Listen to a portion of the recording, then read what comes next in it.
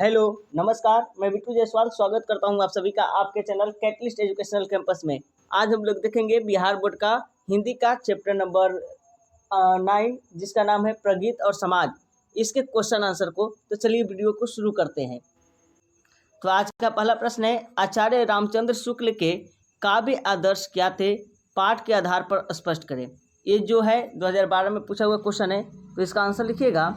आचार्य रामचंद्र शुक्ल के काव्य दर्श प्रबंधात्मक थे, क्योंकि ये प्रबंध काव्य पसंद करते थे। कारण यह है कि प्रबंध काव्य में ही मानव जीवन का एक पूर्ण दृश्य समाहित हो सकता है। सूरसागर पर भी इसी कारण मोहित थे। वह महाकाव्य की श्रेणी में आता है। आधुनिक कविता से उन्हें शिकायत थी। पहली शिकायत यह थी कि कला के आधार पर जो है यूरोप में जो प्रगीत मुक्तकों का प्रचलन हुआ था, उसका आधार लेकर उनकी हमारे यहाँ भी इनकी रचना हुई। साथ ही नितांत व्यक्तिगत रहे। यहाँ समष्टि चिंतन था। समष्टि कल्याण को खोजना बालू में नाव चलाना ही है। यह भी एक स्थिति आ गई कि अब लंबी कविता पढ़ने का फैशन ही चला गया, क्योंकि अब फुर्सत किसको थी। विशुद्ध काव्य के नाम पर जो लिखा गया वह छोटे छोटे मुक्तकों में ही समा गया। वहाँ जीवन रस था ही नहीं, पर जब शेर सिंह का शस्त्र समर्पण, यह प्रसाद प्रलय की छाया तथा कमायनी जो है प्रसाद तथा निराला की राम की शक्ति पूजा तथा तुलसीदास जैसे अखनायक के सामने आए तो शुक्ला जी ने संतोष व्यक्त किया। शुरुआत में जो है ये इनको पसंद नहीं था छोटा कविता। अगला प्रश्न है, कला के लिए सिद्धांत क्या है? तो इसका उत्तर लिखिएगा। कला सौंदर्य और कला अभिव्यंजना के लिए कुछ अपने नियम हैं। उन नियमों का पालन ही कला के लिए कहला सकता है। उन कला सृष्टियों को सनाटा जो है भिन्न मनुष्य होते हैं, और सब मनुष्य की विकास की परिस्थितियाँ भी भिन्न भिन्न होती है। मनुष्य जो है स्वयं एक अज्ञेय प्राणी है। वह अपनी परिस्थिति, देश काल की परिस्थिति, सभ्यता, आचार, मन शक्ति आदि एक जटिल संग्रहित रूप है। जब वही मनुष्य कला की सृष्टि करता है, तब उसके द्वारा उत्पन्न कला का विवेचन करने में इन संपूर्ण जटिलताओं का पूरा ध्यान रखा जाता है। जब एक व्यक्ति की एक कला सृष्टि में इतनी जटिलताएं हैं, तब तो संसार की संपूर्ण कलाकृतियों को लेकर उसकी और उसका सर्जन करने वाले की अपार भाव भिन्नता की कोई सीमा नहीं मिल सकती। उस अवस्था में कला के लिए कला का हमारे लिए केवल इतना ही अर्थ रह जाता है कि कला एक स्वतंत्र सृष्टि है। ठीक है। कला की समीक्षक की दृष्टि की सबसे पहली इसी विभेद की ओर जाती है। जब किसी काव्य की आलोचना करते हैं, तब यह जानना चाहते हैं कि कवि अपने मनोभाव को व्यक्त करने में कहाँ तक समर्थ है। काव्य की ही भांति अन्य कलाओं की भी समीक्षा करते हुए हमारा ध्यान इस विषय पर पहुंचता है कि कलाकार ने अपनी आंतरिक भावना अथवा अनुभूति को जो रूप दिया है, उसे कहाँ तक यथार्थ कहा जा सकता है। स्पष्टता इस विचार से कला के दो पक्ष प्रकट होते हैं, अनुभूति पक्ष और रूप पक्ष। इसी रूप पक्ष को अनुभूति का मूर्त रूप देने की कला की अभिव्यक्ति भी कहा जाता है। अनुभूति और उसकी रूप व्यंजना से कला वस्तु का संगठन होता है। अतः इन दोनों को लेकर कला का वर्गीकरण किया जा सकता है। हम कला वस्तुओं की समीक्षा करते हुए देखते हैं, कभी तो किसी रूप में अनुभूति की कमी और कभी किसी रूप में रूप व्यंजना की असफलता दिख पड़ती है। जब कवि अथवा कलाकार के हृदय में उसकी भावना स्पष्ट नहीं हो पाती, अनुभूति की कमी रहती है, तब भी वह अपनी शब्द शक्ति अथवा कारीगरी से काव्य अथवा कला वस्तु का निर्माण कर डालता है। अगला प्रश्न है, प्रगीत को आप किस तरह परिभाषित करेंगे? इसके बारे में क्या धारणा प्रचलित रही है? तो इसका उत्तर लिखिएगा। पाश्चात्य साहित्य की लिरिक पोएट्री के लिए हिंदी में गीति काव्य का शब्द जो है रूढ़ हो चला है, जिसके लिए अब गीत काव्य, प्रगीत काव्य तथा प्रगीत मुक्तक शब्द व्यवहार करते हैं। प्रबंध काव्य अथवा रूपक के रूप में कवि ऐतिहासिक अथवा काल्पनिक पात्रों पर अपने व्यक्तित्व का प्रक्षेपण करता है और उनकी अनुरीतियों तथा भावनाओं को निजत्व के रूप में रूपांतरित करता है। प्रगीत में वह निर्बाध और प्रत्यक्ष व्यक्तित्व को अभिव्यक्ति देता है। अतः इसमें पर प्रत्यक्ष संकोच और कुंठाहीन व्यक्तित्व और उच्छ्वसित भाव तरंगनी को वाणी दे पाता है। इसलिए इसमें सहज, सरलता, अबाध मुक्तता और प्रत्यक्ष अनुभूति का स्वर मिलता है। व्यक्तित्व तक इस प्रकार गीति काव्य की अन्यतम कसौटी है। संक्षिप्तता गीति काव्य का प्राण है। कवि की व्यक्तित्व, भावधारा और अनुभूति को उसके अनुरूप लयात्मक अभिव्यक्ति देने के विधान को गीति काव्य कहते हैं। और धारणा की बात की जाए तो वह उन पूर्ण और समग्र क्षणों की वाणी है जिनकी स्थिति में वे क्षण पूर्ण और समग्र जीवन प्रतीत होते हैं। उदाहरण स्वरूप मुक्ति बोध की छोटी कविताएं अपने रचना विन्यास में प्रगीत धर्मी है। जहाँ उनमें नाटकीयता है, वहाँ उनका समूचा काव्य आत्मपरक है तीव्रतम रूप में। यह तीव्रतम रूप वस्तुगत यथार्थ को अंतर्जगत उस मात्रा में घुला लेता है जितनी उस यथार्थ को इंद्रिय उद्भुतता के लिए आवश्यक है। इस प्रकार एक प्रगीत धर्मी कविता में वस्तुगत यथार्थ अपनी चरम आत्मपरकता के रूप में ही व्यक्त होता है, परंतु निराला प्रसाद की लंबी कविताओं में प्रगीत सामाजिक रूप में व्यक्त हुआ है।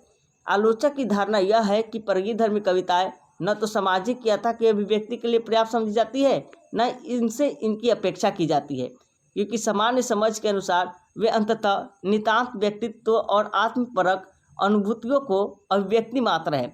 परंतु निराला, मुक्तिबोध, प्रसाद की लंबी कविताएं इस धारणा को खंडित करती है, क्योंकि वे समाज से जोड़ती है। अगला प्रश्न है, वस्तुपरक नाट्यधर्मी कविताओं से क्या तात्पर्य है? आत्मपरक प्रतीक और नाट्यधर्मी कविताओं की यथार्थ व्यंजना में क्या अंतर है? तो इसका उत्तर लिखिएगा। वस्तुपरक नाट्यधर्मी कविताओं के जीवन में समस्त चित्र उभर आते हैं। यद्यपि मुक्तिबोध की लंबी कविताएं वस्तुपरक ही मानी जा सकती है, पर वह भी आत्मसंघर्ष से दूर नहीं है। ये कविताएं अपने रचना कौशल से प्रगीत ही हैं। यह बात अलग है कि किसी में नाटकीय रूप के बावजूद काव्य भूमि प्रगीतात्मकता ही है। कहीं नाटकीय एकालाप भी दिख जाता है तो कहीं पूर्णतः शुद्ध प्रगीत भी झलकता है। उनको सहर्ष स्वीकारा है तथा मैं तुम लोगों से दूर हूँ। मुक्तिबोध ने इनके बारे में स्वयं भी कहा उनमें कथा केवल आभास है, नाटकीय केवल मरीचिका है। वह विशुद्ध आत्मपरक काव्य है जहाँ नाटकीयता भी है, और वहाँ भी कविता के भीतर की सारी नाटकीयता वस्तुतः भावों की है। जहाँ नाटकीयता है वहाँ वस्तुतः भावों की गतिमयता है। कारण यह है वहाँ जीवन यथार्थ मात्र भाव रूप में ही सामने आया है अथवा बिंब या विचार बनकर। अतः यह माना जा सकता है कि आत्मपरकता अथवा भावमयता किसी कवि की सीमा नहीं बल्कि शक्ति है जो उसकी प्रत्येक कविता में गति प्रदान करती है, ऊर्जा देती है। आत्मपरक प्रगीत भी नाट्यधर्मी लंबी कविताओं के समान है। यथार्थ को अभिव्यक्ति करते हैं, फिर भी अंतर अवश्य है। यहाँ वस्तुगत यथार्थ अंतर्जगत उस मात्रा में घुला देता है जितनी उस यथार्थ की ऐन्द्रिक उद्भुतता के लिए महत्व है। अतः यह स्पष्ट है कि किसी प्रगीतात्मक कविता में वस्तुगत यथार्थ अपनी चरम आत्मपरकताओं के रूप में ही समझा जा सकता है या व्यक्त होता है। अगला प्रश्न है, हिंदी कविता के इतिहास में प्रगीतों का क्या स्थान है? सोदाहरण स्पष्ट कीजिए। तो इसका उत्तर लिखिएगा। हिंदी कविता में प्रगीतों का एक विशेष महत्व है। प्रगीत जो कि एक लिरिक या गीत काव्य की शैली है में कवि की व्यक्तिगत भावनाओं और आत्म अभिव्यक्ति की प्रबल भावना होती है। प्रगीत छोटी होती है और जीवन के क्षण विशेष की भावनाओं को व्यक्त करने में सक्षम होती है। अगला प्रश्न है, आधुनिक प्रगीत काव्य किन अर्थों में भक्ति काव्य से भिन्न एवं गुप्त जी के आदि के प्रबंध काव्य से विशिष्ट है? क्या आप आलोचक से सहमत है? अपने विचार दें। तो इसका उत्तर लिखिएगा। आधुनिक प्रगीत काव्य भक्ति काल के काव्य एवं गुप्त जी के आदि काल के प्रबंध काव्य से कई मायनों में भिन्न और विशिष्ट है। यह कुछ प्रकार अगर देखा जाए तो पहला तो है भाषा एवं शैली। भक्ति काल का काव्य अधिकतर संस्कृत एवं प्राकृत भाषाओं में लिखा गया था, जबकि आधुनिक का प्रगीत काव्य आम बोलचाल की भाषा अर्थात हिंदी में लिखा जाता है। भक्ति काल की भक्ति भावना से प्रेरित कविता के विपरीत आधुनिक प्रगीत काव्य अधिक यथार्थवादी और मानवीय संवेदनाओं की अभिव्यक्ति करने वाला होता है। दूसरा अंतर तो विषय वस्तु। भक्ति काव्य में प्रमुखतः ईश्वर भक्ति और आध्यात्मिकता की पर केंद्रित रहा है, जबकि गुप्त जी के आदिकालीन प्रबंध काव्य जो है ऐतिहासिक घटनाओं और शौर्य कथाओं पर आधारित है। आधुनिक प्रगीत काव्य इन दोनों से भिन्न होकर मानवीय संवेदनाओं में प्रेम, विद्रोह, समाज विमर्श आदि पर केंद्रित होता है। उसके बात करें अगला अंतर, तो अगला अंतर है रूपकात्मकता। भक्तिकालीन एवं गुप्तकालीन काव्यों में रूपकों और अलंकारों को बहुतायत से प्रयोग किया गया है, वहीं आधुनिक प्रगीत काव्य अधिक सरल, सटीक एवं सहज भाषा में है। ठीक है। और आधुनिक प्रगीत काव्य भक्ति काव्य से भिन्न तथा गुप्त जी के प्रबंध काव्य से विशिष्ट है। यह अधिक मानवीय संवेदनाओं, यथार्थवादी दृष्टिकोण और सरल भाषा शैली के कारण नए युग का प्रतिनिधित्व करता है। आलोचक की इस राय से हम सहमत हैं। ठीक है। अगला प्रश्न है, कविता जो कुछ कह रही है उसे सिर्फ वही समझ सकता है जो इसके एकाकीपन में मानवता की आवाज़ सुन सकता है। इस कथन का आशय स्पष्ट करें, साथ ही किसी उपयुक्त उदाहरण से अपने उत्तर की पुष्टि करें। तो इसका उत्तर लिखिएगा। प्रस्तुत अंश नामवर सिंह रचित निबंध प्रगीत और समाज से उद्धृत है। ऐसा प्रतीत होता है कि कवि को एकाकीपन में पीड़िता मानवता की आवाज़ एकांत में सुनाई पड़ रही है। थियोडर एडोर्नो ने कहा है कि व्यक्ति अकेला है, यह ठीक है, परंतु उसका आत्मसंघर्ष अकेला नहीं है। उसका आत्मसंघर्ष समाज में प्रतिफलित होता है। यही कारण है कि बच्चन जैसे कवि जो है सरल सपाट निराशा को अलग करते हुए एक गहरी सामाजिक सच्चाई को व्यक्त करते हैं। अगला प्रश्न है, मुक्तिबोध की कविताओं का पर पुनर्विचार की आवश्यकता क्यों है? आलोचक की इस विषय में क्या निष्कर्ष है? इसका उत्तर लिखिएगा। मुक्तिबोध ने सिर्फ लंबी कविताएं ही नहीं लिखी, उन्होंने अनेक छोटी कविताएं भी लिखी हैं और छोटी होने के बावजूद लंबी कविताओं से किसी कदर कम सार्थक नहीं है। वे कविताएं अपने रचना विन्यास में प्रगीत धर्मी है। कुछ विचार से तो नाटकीय रूप के बावजूद मुक्तिबोध की काव्य भूमि मुख्यतः प्रगीत भूमि है। मुक्तिबोध का समुच्चा काव्य मूलतः आत्मपरक है, इसलिए उनकी कविताओं पर पुनर्विचार की अवधारणा है। लेकिन यह भी है कि यह व्यक्ति जो है यह कविता आत्मपरक होते हुए भी जो है प्रत्येक दृष्टिकोण से कविता की गति और ऊर्जा प्रदान करती है। अगला प्रश्न है, त्रिलोचन और नागार्जुन के प्रगीतों की क्या विशेषताएं हैं? पाठ के आधार पर स्पष्ट करें। ठीक है।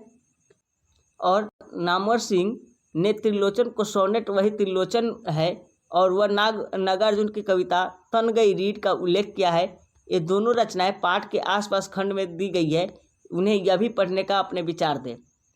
तो इसका उत्तर लिखिएगा। त्रिलोचन के प्रगीतों में जीवन, जगत और प्रकृति के जितने रंग बिरंगे चित्र मिलते हैं वे दूसरी जगह दुर्लभ है। वहीं नागार्जुन की बहिर्मुखी आक्रामक काव्य प्रतिभा के बीच आत्मपरक प्रगीतात्मकता अभिव्यक्ति के क्षण कम ही आते हैं, लेकिन जब आते हैं तो उनकी विकट तीव्रता प्रगति की परिचित संसार को एक झटके से छीन भिन्न कर देती है। अगला क्वेश्चन है, मिथ कथन में अति कथन से अधिक शक्ति होती है। केदारनाथ सिंह की उद्धृत कविता को से इस कथन की पुष्टि करें। दिगंत भाग 1 में प्रस्तुत हिमालय कविता के प्रसंग में भी इस कथन पर विचार करें। तो इसका उत्तर लिखिएगा। मिथ कथन का अर्थ होता है कम शब्दों में अधिक कहना, जो कि केदारनाथ सिंह की कविता में देखने को मिलता है। उन्होंने बड़ा ही सीमित शब्दों में एक विस्तृत भाव को व्यक्त किया है। अगला क्वेश्चन है, हिंदी की आधुनिक कविता की क्या विशेषता है? आलोचक ने क्या बताई है? तो इसका उत्तर लिखिएगा। हिंदी की आधुनिक कविता में नई प्रगीतात्मकता का उभार देखता है। वह देखता है कि आज के कवि को न तो अपने अंदर झांक कर देखने में संकोच है, न बाहर के यथार्थ को सामना करने में हिचक। अंदर न तो किसी असंदिग्ध विश्व दृष्टि का मजबूत खूंटा गाड़ने की जिद है और न बाहर की व्यवस्था को एक विराट पहाड़ के रूप में आंकने की हवस। बाहर छोटी छोटी घटनाएं, स्थिति, वस्तु आदि पर नजर है और कोशिश है उसे अर्थ देने की। इसी प्रकार बाहर की प्रतिक्रिया स्वरूप अंदर उठने वाली छोटी से छोटी लहर को भी पकड़कर उसे शब्दों में बांध लेने का उत्साह है। एक नए स्तर पर कवि व्यक्तित्व अपने और समाज के बीच के रिश्ते को साधने की कोशिश कर रहा है और इस प्रक्रिया में जो व्यक्तित्व बनता दिखाई दे रहा है वह निश्चय ही नए ढंग के जो है स्तंभता को उभार का संकेत है। ठीक है, तो ये रहे आपके टोटल क्वेश्चन। आप इसको लिख कर याद कर लीजिएगा। Bye, take care.